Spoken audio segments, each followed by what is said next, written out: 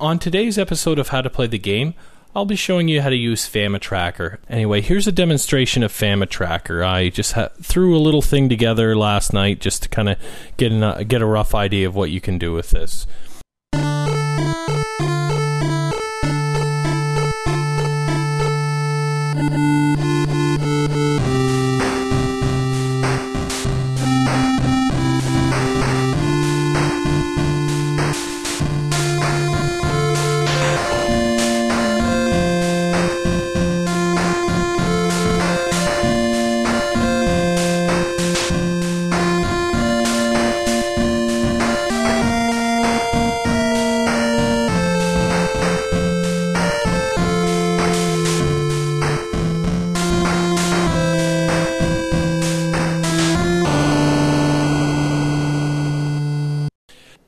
Anyways, I'm going to show you exactly how I did that. Let's start a new, I'm going to open up FamiTracker here, and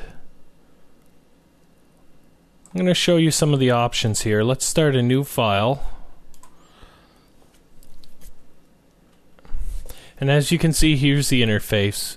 This is what you would call the frame screen. A frame is like a page of sheet music to the tracker. One of the neat features of this is you can jump from frame to frame at any time, and there's special commands during each of the notes that automatically flip the page earlier or later if you're interested in doing strange time signatures. Now, as you can see, there's the song settings. There's the speed and tempo. Tempo's in BPM format for playback. Number of rows is how many notes are in a frame, and number of frames is the number of pages, I suppose. So if you click them, you'll see that they add to the little window here. What'll happen, I'm just going to scroll down a little bit here. Whenever you hit play, it'll move down that little page. You'll see it scrolls down. And once it reaches the 64th note, it goes to the next frame. Pretty neat. Now, one thing as well is each of these numbers for the tracks are references to different patterns. They're unique to each track, but you got to really watch it, because if you have a 0 here and a 0 here, it's going to play the exact same thing when it switches over. So an easy way, just hit this plus button. It's a new track. Now, to create a melody, it's quite easy. You start by creating an instrument. Now I'm just going to move the screen over here again. Click New Instrument. You see it's right there, and since it's highlighted, it'll automatically choose that, but I'll get into that later on how to actually put the notes in. So you double click the new instrument, and there it is. I have the square wave channel selected, so that's why it's making those noises. Anyway, here are the instrument settings. This is the volume control, and this is basically just a graph of volume over time. This here, this little bar, represents how much time is being measured. Arpeggios if you're too lazy to program each note, and it's kind of a fast sequence. This is pretty convenient. Going to the presets, it's got a few of them here. Show you what a major chord looks like. If you want to have the arpeggio a little bit less quick, you can just increase the time here and do the same thing. This is pitch bend. It works the same way. This is the pitch bend itself, and this is time. This bar increases time. Same with high speed pitch bend.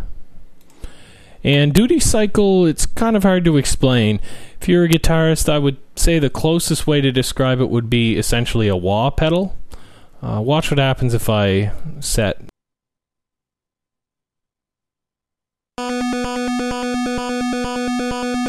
So I'm going to turn all this off and just go to the straight notes here. Let's take a look at how this works. These three lines represent what you would call the actual note. This would be the instrument. So right now, we only have one instrument. This is actually another volume control. A lot of trackers that don't have a graphic user interface use that. But I would say disregard it for this program. The volume control in the actual instrument screen is way more powerful than this. And this is your effects list.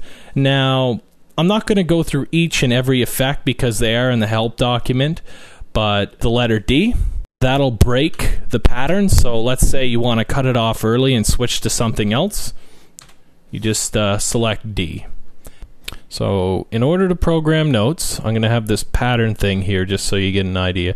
I have one selected, so it's different from all the other tracks.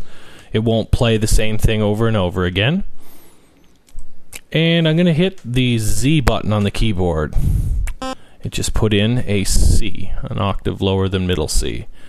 So I'll do a little major chord.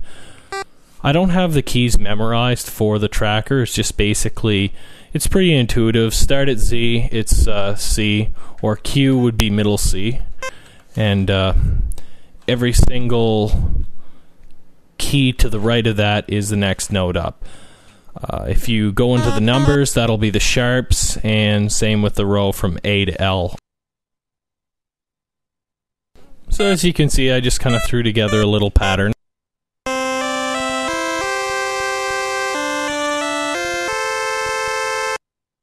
The triangle wave channel, oftentimes this is used for bass, so I'm going to make a bass line with it. Just simple C, and then maybe a D in the next one. As I said, be careful with the frames because I've often had to go back and change what I was writing a lot because I forgot to change the frames.